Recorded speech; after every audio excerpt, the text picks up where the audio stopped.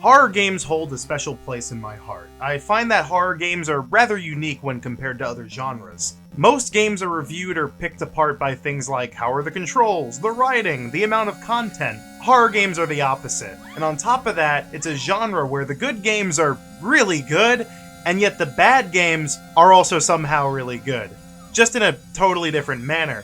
A lot of that is just due to the fact that horror is, in of itself, totally subjective. Everyone is going to find different things to be scary or not scary, and then there's the folks who are big fans of camp and gore, while others are more into surrealism and psychological, abstract types of horror. That's why the Resident Evil and Silent Hill games are so divisive. Titles that are considered to be the bad ones, some may find to be one of the best in the series, and vice versa. So often when I play horror games, I don't play with the lights off, a pair of headphones on, and the monitor up close to my face. I usually play with a bunch of friends on the couch, passing the controller around to have a grand old time. And so when I learned that 2 fascinating looking horror games were rolling out on the eShop this month, my friends and I were excited to jump right in and either get real spooked or laugh our way through. Imagine our surprise when neither happened. Lust for Darkness released on the eShop on July 14th for the low cost of $13.13. Get it? On the cover, the game looks like it's trying to be some blend between H.P. Lovecraft and Eyes Wide Shut, and yeah, that's exactly what it is. I'm just gonna be upfront and say that any game that promises dick, tits, and gore all packaged up and released on a Nintendo console is certainly going to pique my interest. I'm not above buying trash. And trash is what I got. I don't think I really need to explain how the game plays, since it's just like borderline every horror game since Amnesia: The Dark Descent. It's in first person, you walk around, you solve puzzles. Occasionally a spooky monster comes out of nowhere and starts chasing you with its arms flailing in the air, trying to kill you. You know how it goes. Does the game do a particularly good job at any of these things? No, not really.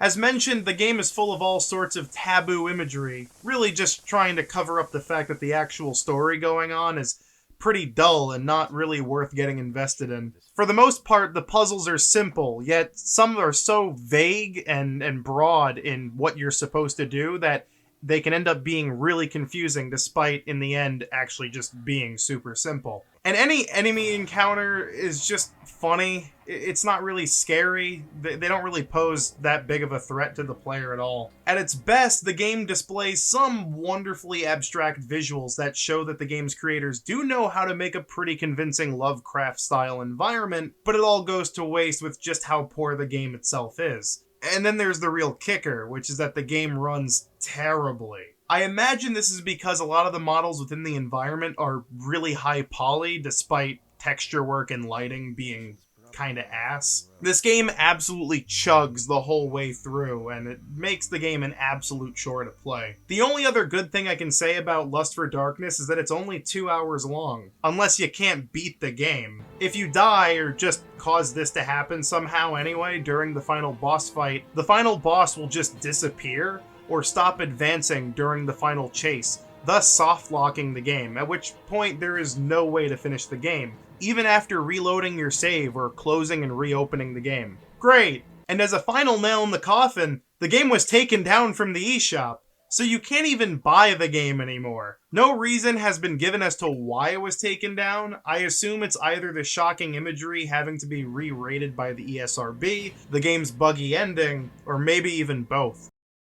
Next up is Remothered, Tormented Fathers, a game with a far more interesting history behind it. The game originally started as a fan-made remake of the Super Nintendo cult classic Clock Tower, before the creators decided to instead make the game their own thing, and for the better in my opinion. The game has received so many accolades within the last year since its release, and has been praised as one of the best horror games in a very long time. And when you start up the game, it's easy to see why. The presentation is absolutely fantastic. The music, the aesthetic, even the way the cutscenes are shot. The game is just simply oozing with style. And a very familiar style, too.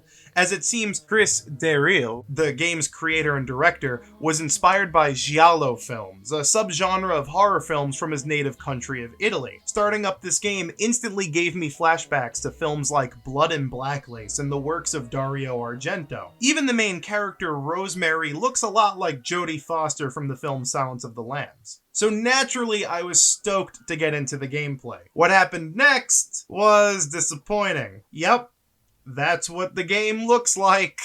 It's bad. It looks really, really bad. But you know, I'm not one to totally drag a game's graphics, you know, as long as it runs well, right? Oh. Oh no. Oh no, no, no, no. Yeah, the game runs absolutely poorly.